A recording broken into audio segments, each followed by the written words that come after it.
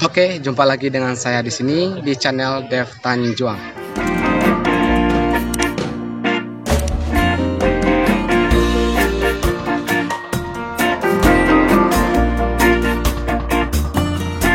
Oke, hari ini saya sedang berada di salah satu taman yang berada di kawasan Muara Bungo, tepatnya di sini di Senamat ya, Pal 16 arah Bangko.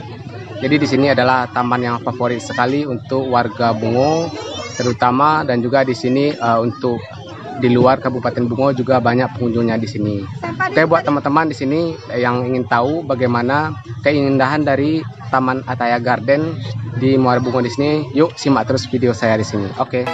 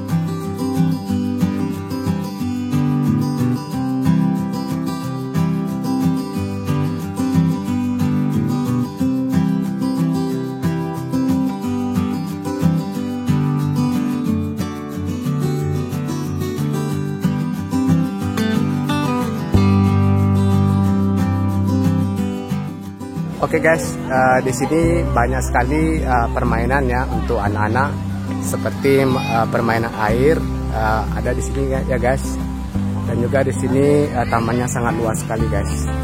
Jadi di sini buat teman-teman yang ingin mencari tempat berlibur di sekitaran daerah Muara Bungo, saya sangat rekomendasikan sekali. Ini adalah taman yang sangat bagus dan favorit lagi untuk dikunjungi di sini. Guys, di sini ada air mancurnya juga di belakang saya ini ya. Seperti teman lihat di sini.